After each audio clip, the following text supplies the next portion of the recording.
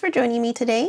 My name is Kelly, and I'm actually going to be doing the first of possibly a new series. We'll see how it goes. I guess it's like a vlog of games that I played in January. We will see how it goes. I'm going to try and keep this pretty short. Sometimes my unboxing videos can go pretty long, so hopefully this one I try and keep at a minimum, but we'll see. So January was a great start to the year for me, and I was actually able to get 29 plays in of 13 different games, which for me, that's quite a lot, especially lately, and it felt really good to get so much gaming in. I have a lot of unplayed games. It's ridiculous. My husband is very understanding, but I really should be playing some of these games that I have purchased. So I'm trying to concentrate this year on getting some of those games knocked off the list. So far it was a good start. I've gotten 5 of the 13 games that I played this month, or in January, were new to me games. So I actually got the shrink taken off. So we'll start with January 1st. So I finished an online game of Teotihuacan, City of Gods on Board Game Arena. So thanks to Board Game Arena, I've actually been able to keep up my game playing. For a while there, I lost access to my board game playing table again. I have recently gained it back. But anywho, this game of Teotihuacan was a game for a tournament that I'm participating in. This was my 4th game in the tournament, and I finished 2nd in this game. This tournament is a Swiss-style tournament, so each participant plays the same number of games, and they're paired with players close to their level. And it is still going on right now. January 6th, I finished another tournament game on BGA. This one was for Ticket to Ride. You can see a trend is starting to develop. But again, like I said, thanks to BGA, I've been able to get a lot of games played the past few years, so I'm really thankful for it. This is a tournament that I'm playing with the Gaming Rules group. So Gaming Rules is another YouTube content creator who is in the UK, and I'm part of his Patreon. So this tournament is just for those Gaming Rules Patreons who are part of the Slack channel that he has. Anywho, this was my first and only game of the Stage 2 bracket. So it was a 4-player game, and I came in dead last. I really struggled with the cards. You know, you have the cards and it tells you which two destinations to link together, and I just had random locations. None of them really fit well together, and it was just bad. But there's 3 groups total in this tournament. I finished 3rd out of 8 in the Stage 1 bracket, so not too shabby. I really like Ticket to Ride. For the longest time, I would play it digitally on their Ticket to Ride app, and I loved it. It's just such a fun game. It's definitely a family weight game, but there's still strategy with figuring out what destination cards to keep, when to look for more destination cards, just keeping an eye on how quick other people seem to be finishing and building their lines. There's also the random factor of the colored train cards, but still strategy with what cards to use with what lines. You have options sometimes, and you just have to decide, do I want to use the pink ones for this, line that I can build with any color? Or do I keep the pink ones for this other line that I have to have pink ones for? So a lot of strategy. I haven't played it in years, but it was really nice getting back to it. Let's see, January 8th, I played Arkham Horror, the card game, with the revised core set. This one is the first campaign after the core, or after the, the core set scenario. So this is the Dunwich Legacy expansion. This one I'm already in the middle of. So this was scenario 4, Blood on the Altar. I love Arkham Horror, which if you watched my unboxing video, you would know I kind of fangirl out a lot. But I'm really struggling with the scenarios for Dunwich Legacy. So a few years ago, I had actually started and I played about the first 3 scenarios of Dunwich Legacy. And I actually did okay. It wasn't too bad. And then I put the game aside and I didn't go back to it. So I finally just picked it up again. I started again at the beginning of scenario 1 for Dunwich Legacy. And like I said, this was number 4. But these plays this time, I'm just really struggling with it. I'm playing on the easy, but it's not coming together for me. I am playing single-handed with 2 characters. So I'm playing Jim Culver, the Mystic, and Rex Murphy, the Seeker. I think it's them. It's not me, it's them. So they just don't seem to be a good mesh of characters together for this campaign. And I'm just getting really unlucky with some of the chaos tokens I'm drawing, you know, the encounter cards not being a good fit for the character. Yeah, it's just not going well. I'm still going to fight through. You know, such is the way with this game. You have to take the bad with the good, and there's usually more bad than there is good. So I'm going to continue through though. January 9th, I played 2 games. So both were on BGA, Board Game Arena. I played a solo game of Sagani, and then I finished another tournament game of Teotihuacan. So Sagani is a fun little puzzle game. I found it last year with someone on the Gaming Rules group in BGA. Actually started up a game of it. And basically you're placing these tiles, and each tile has like an arrow pointing a different direction with a color. And so each tile is a different color. And so you're placing the tiles, and then you're placing off new tiles of different colors to kind of match with those previously placed tiles. So if there's like an, let's say a white tile, and it has an arrow, and it wants another white tile placed in that line, you know, maybe I get that white tile, and maybe there just happens to be another white arrow pointing down. And so, you know, I could kill 2 birds, 1 stone. But basically they have like 1 to 4 arrows on it. And so when you finish placing all of the arrows so that they match with tiles, you can actually flip that tile over and then gain points for that tile because that tile's finished. It's a great little puzzle game. I'm not the most strategic at it. A lot of the times I'm just kind of placing tiles wherever I think they would work. I'm trying to get better at it. I try to improve each time I play. I got 78 points with this last game, which isn't too bad. For the solo game, it ends once you hit 70 points, and then just depending on how many tiles you can, you know, turn over on that last turn, you know, you can get above 70. So as for Teotihuacan, it was a 3-player game. I finished second with 172 points, which isn't too shabby for me. It's pretty good. I finished with a total of 12 points for this stage that this tournament is currently in. I finished in 6th place, but I was knocked out. So there are 3 games for the stage, and I finished in 2nd place for all 3. That's not too stabby. That's not too that's not too stabby. That's not too shabby. I'll take being consistent. This Teotihuacan actually, I think it actually, so I was playing in 2 different tournaments. One was a Gaming Rules tournament, and one is a regular worldwide tournament. So I actually think this one that I got knocked out of was for the Gaming Rules. Yeah, so let's see. So January 10th, like I said earlier, so since I've been struggling with my Dunwich Legacy games, I decided to start over again from the beginning. I'm still going to come back to it, but I just needed to get back into, I just needed a change of pace, just a different scenario, different campaign. So I went back to the beginning. I played scenario 1 from the core set, which is called The Gathering. I'm playing on easy, and this time I chose Daisy Walker, who's a seeker. Again, they're a little bit better at investigating. And then Skids O'Toole, who is a rogue. Now, this is the first time I've ever played as a rogue for this game, and I actually really like this class. I think the rogue might be a good class to play in the Dunwich Legacy, so you know, I'm going to finish out my current series of games with Jim and Rex characters, but then once I'm done with that, I am going to replay it, and I'm actually going to try one of the rogue characters, because, yeah, they seem to be a little bit better. they have some weapons they can use, which is good.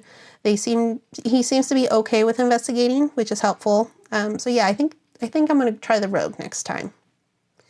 And by this time in January, my kitten Sprocket, I got 2 kittens last year. They're adorable, Sprocket and Doodlebug. They're both gray. Doodlebug is a boy. He's huge. They are 11 months old, and he's like ginormous. And he says it's all muscle, not fat, but he's hefty. And then Sprocket, she's a little kitten. Again, they're from the same litter. She's maybe 6 pounds and he's 11 pounds. So he's a little bit heavier, but he's little tiny. So she finally had her spay surgery. So I spent a few afternoons and evenings in January just kind of hanging out with her. We had her locked up in a room with a cage and, you know, so she wouldn't hurt herself. So first up, I played a couple of quick games of Rove Jr., which is in the Button Shy Wallet games. It's such a great little game. I've heard the original Rove, which I also have, I haven't played, is difficult. So I'm not going to complain about how easy this game seems to be. I love it. It's just a quick, if I just want to spend like 10-15 minutes just playing a quick little game. Thankfully, I've won all my games. But sometimes you just need to have some easy wins. So I also played a couple more games of it on the 14th. So far, I've won all my games. I'm not complaining about it. I will take it. But it's a great little game. It's, you know, Rove Jr. is more of a kid's version of the game. So it's got some really cute art. And you're doing these scenes. You have 4 different cards, and then you have to get these cards in a certain format or a layout. It's really cute with little tiny scenes on the back of it. So the rogue games were on Saturday the 11th, and then on Sunday the 12th, I played Scenario 2 from the core set of Arkham Horror, the card game. This one is called The Midnight Masks. If you played it, you know the main objective of the scenario is to find all 6 cultists and interview them. And I did it. I've actually played this scenario a couple of times in the past, and I've never actually gotten all 6 of them. So this one, I was proud of myself. I got all 6. But it was getting down to the wire, though. It was kind of like one of those, okay, if I don't finish it in this round that I'm in, I'm going to have to resign, because otherwise there's just too much bad stuff was going to happen the next time. So thankfully I did it. So yeah, really good game. So this month, I've also received 20 Strong, which is a game by Chip Theory Games. It's a card game. And so the 20 Strong has these other, it's like, that's the core box, which like with all of the dice that you need to play 20 Strong with, and then like a counter. But the actual expansions to it have the actual cards that you're playing the game with. So I've been trying to ignore it. I didn't want to buy this game because it's like I have enough games already. But Chip Theory sent over an email, a few emails with like New Year sales on it. So they were offering a discount on this. So I just decided to jump in and buy it because why not? I treat myself. I am terrible at this game. But for this set, it was the bundle. So I got 20 Strong with Solar Storm, which is included in the 20 Strong game. And then there's also the Too Many Bones and Hoplomachus Victorum expansion games as part of it. I haven't played those yet. I've only played the Solar Storm. I've played 7 games of it, and I have lost all 7 of them. It's been bad. But, you know, it's fun. So my first 2 plays were on January 13th, and then I played with the hero Stellar Blade. Stellar Blade I sold for both games. I thought it would be a good fit for me. It didn't really seem to do much help. But, so each hero that you play, they have, I think, 6 different heroes in each one. So the hero that you play will give you different abilities, and they have different stats. So I think this Stellar Blade one when you are retrieving your dice in that phase, I think you can bring back a yellow and or a green dice. It didn't help. It was still bad. But it's a very quick game to get to the table. There's not much to it, so I really like it so far, even though I'm terrible at it. So I played the first 2 on January 13th. The remaining 5 games were played on January 30th. I was very hopeful with the start of each one, but they quickly went downhill. One game I had about 4 mandatory enemies come up, one right after the other. Apparently I'm terrible at shuffling the cards. I lost that game so fast. It is, you have these enemies that you're fighting, and some of them are mandatory ones that you have to choose and fight them. And then when you choose them, some of them have like the plus skull, which means that you have to grab another enemy. And so then the next one that came up was a mandatory, so I had to take that one. And then the next one that came up was a mandatory, so I had to take that one. It was not good. I lost so quickly.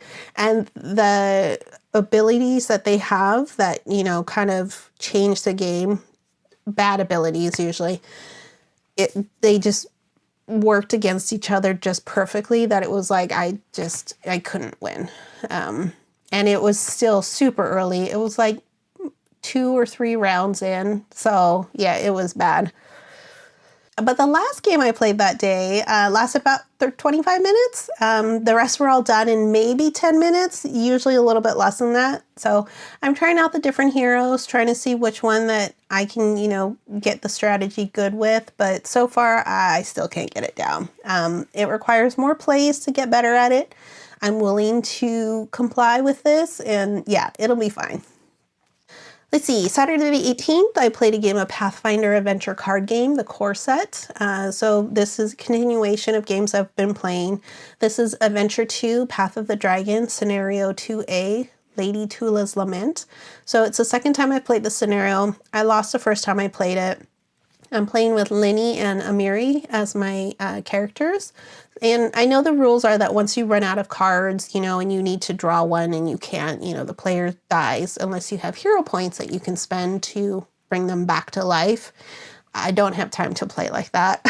So too many games that I need to play. So I don't want to bother with trying to learn a new character and, you know, starting over with that character. So I'm not bothering killing off the characters, but I'm not giving myself, you know, advantages with it either. So, you know, I try. I try not to cheat too much. But I did just reset and played again. So, okay, talking about not cheating too much. So apparently I was cheating a lot in all of my previous plays and I never realized it. I've been playing the hourglass wrong. So with the game, you have these hours that you flip over and it's a stack of 30 hours, 30 cards. And I was only playing it where I turned up 1 hour at the start of the round. And so what you're actually supposed to do is each character turns over an hour. So it's like supposed to be going twice as fast as I've been playing it. I don't know why I didn't realize it. I mean, I've read the play example, how to play example. It says specifically in there that each character at the start of their turn, you know, turns over an hour. I have the overview of the turn in front of me that I look at all the time, and it specifically says in there for each character's turn, you turn over an hour. Completely missed it. Never even saw it. Didn't even register. Now, to that point though, I have been cheating, but they haven't been super easy wins either. So, you know, it was still a challenge for me to win all of the previous scenarios up to this point, which I guess just goes to show how bad I am at this game. But I still really like this game. I played it correctly with this last one. It finally dawned on me once I read it again. But I won this playthrough with 2 hours left. So there was just 2 cards left in the hourglass, and I won it. It was a pretty epic ending. I was able to, I forget what it's called, but they attacked Amiri first. And then I think it's like vengeance or something. So Linny was able to take that take the villain on, and was able to defeat the villain because of, she has like a magic, you need magic to defeat this one villain, and so she had a card for that magic, so it was pretty epic. I'm glad I won, but now apparently I know I need to stop cheating. So I also played a couple quick games of a Nice Cuppa, which is a game by Scott Almes and is part of the Button Shy Wallet games. I received it in January. It was my first time playing it. It's a nice, relaxing little puzzle game. It was a lot of fun trying to puzzle out the best card to move, or cards, based on the actions of the worry cards. So you have your T-step cards above, and then all of the worry cards below. And each of the worry cards have different actions that you have to do to the cards above. So sometimes that's, you know, move one card, move the card above that worry card to the end, either to the front or the end of it. And sometimes you have to move like 2 cards that are sequential. You have to move them someplace else in the row. So yeah, it was a lot of fun. I do want to get back to that one. And I think there are a couple expansions that I got with it that just add a little bit to the game that I want to try. So January 19th, I played Scenario 3 of the Arkham Horror card game core set. This is called the Devour Below. This one was tougher than the previous other scenarios, but I got through all of the cards. I won, which is hard to say with Arkham Horror. But yeah, it was a really good game. It was a good finish to the core set scenarios.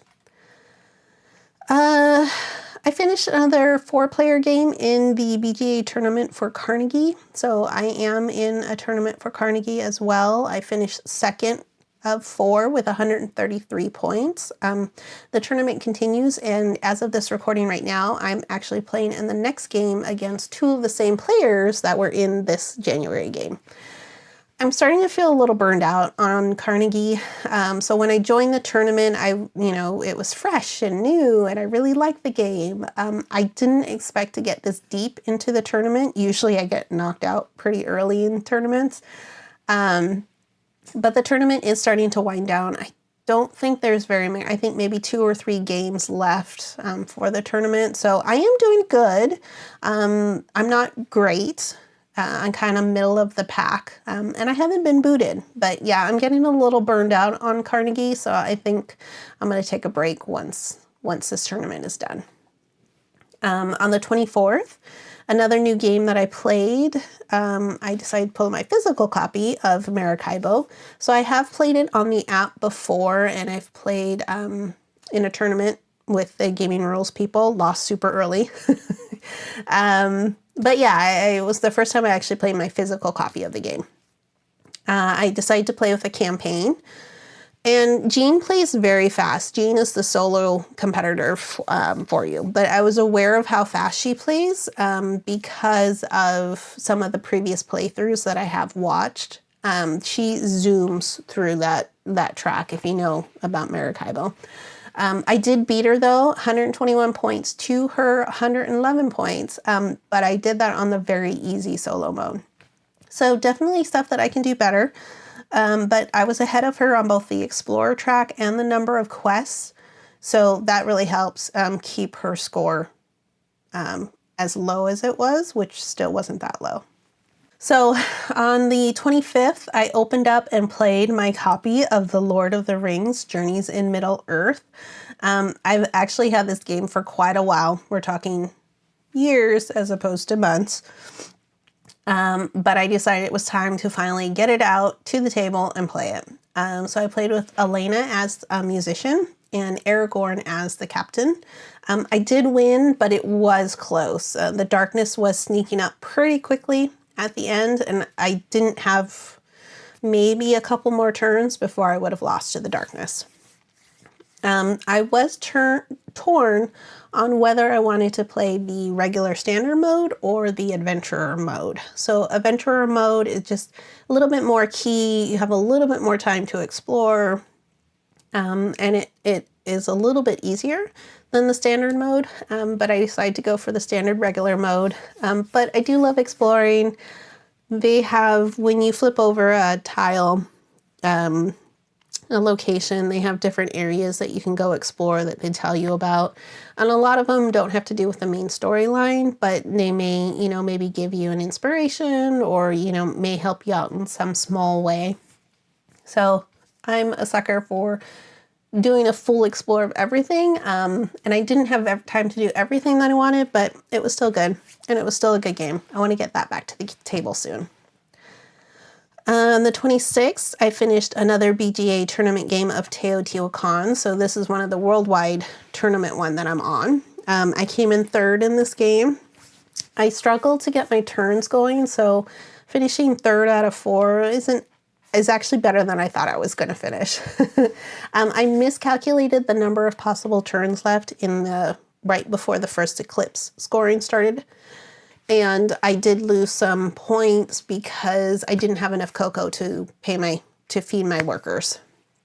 So I think I lost 9 points or something. And so that dropped me back down. And yeah, I couldn't really get the game to go.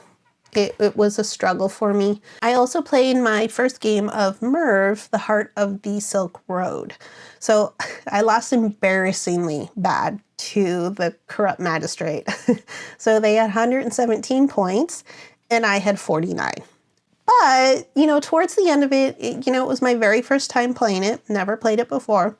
I have watched a couple playthroughs back when it did come out. But I haven't really watched much since. But towards the end of the game, you know, I was making better choices. I was starting to really click, you know, where I should go, what buildings I wanted to activate. And, you know, it was fun. You just can't do everything with this game. But I do want to get back to it soon. So with a 2-player or solo game, you actually also play against a 3rd player, which is the High Courtier. And it turns it into a 3-player game, but they actually don't score any points. They're just there to just kind of mess up the turn order and block buildings and rows and columns. So yeah, they did a good job of that. And then to finish off, new games I played in January. So I opened AuZtralia. Anywho, it has a Z in there, not an S. Z for zombie. But it's by Martin Wallace. It's an older game. I played the easy solo mode and I did just fine. So I did go on Board Game Geek because I did have a couple of questions on the rules, which I just wanted to make sure I was understanding it correctly, and I was. I ended up with 56 points compared to the old ones who are your solo competitor, and they had 27 points. I really lucked out though on what old one tiles were still face down at the end of the game. So it's a lot harder in solo to get to all of the ones further up at the top.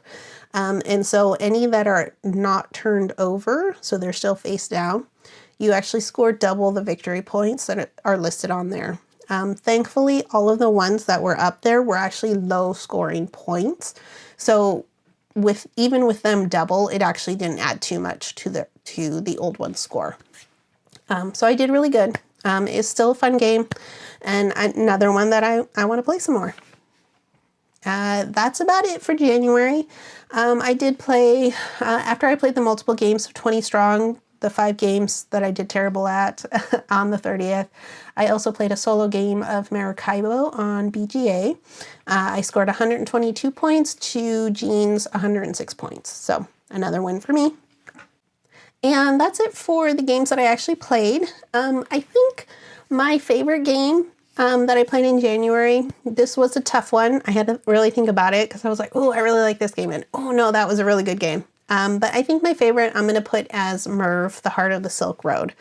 It was a tough choice. I played a lot of good games this month and a lot of new to me games, which again is one of my challenges for this year. But ever since I first watched some playthroughs of Merv, I've always wanted to play this game and it just never made it to the table, from my own fault. But I am glad I finally dusted it off and I got it out. I really like the different ways to score points and how you have to decide where to focus your energies. So with this game, since I've never played it before, I was kind of like, okay, let's do just maybe one turn over here and see what this track is about, and then maybe a turn over here, see what this track is about. There's multiple different tracks that you can go up and score points and stuff, and you just don't have enough time to focus on all of them. So you do have to kind of strategize and, okay, where can I earn the most points? There's places that I know I definitely didn't earn and I didn't do as good as I can. But, you know, that's kind of like why I voted this one as my favorite game of the month, because I want to get back to it. And it's like, okay, now that I know that, how can I do better the next time? So I can take better advantage of those track benefits and the scores that you get. So we'll see. Here's hoping. So as for other games that I've received this month, I haven't had a chance to play. I received Shansen, not sure how you exactly pronounce it, Shasn, and Shansen Azadi. So Shansen was the first game, came out I think a couple years ago, actually maybe longer now. It was a Kickstarter one that I pledged for. And then Shansen Azadi was the second game of the group. I received in a few more Button Shy games, so Ransom, a Nice Cuppa, which I did already talk about. I also received expansions for Mysticana, and the Last Lighthouse, and Agropolis, and I think something else, which I can't remember. Battle Quest? One of those.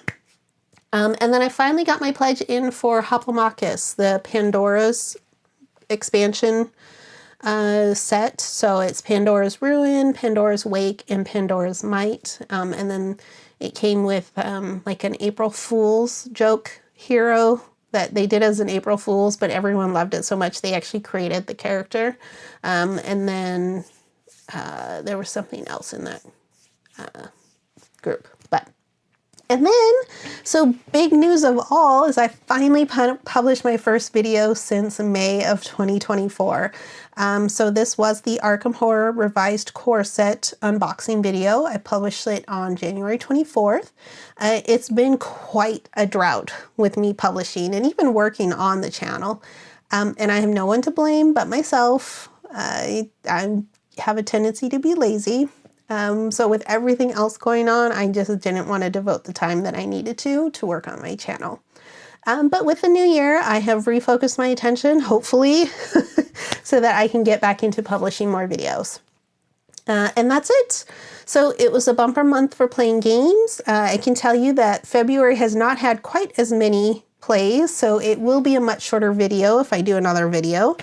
But it's still fairly early in the month. I'm filming this on February 9th, so we'll see how long it takes me to edit and publish. But yeah, thank you for watching. I hope you like this video. It's the first of this type that I've done. I usually will do like a blog post with the ones that I have been working on. Again, haven't in quite a long time. So we'll just see. Hopefully you like it, and I will see you next time. Bye.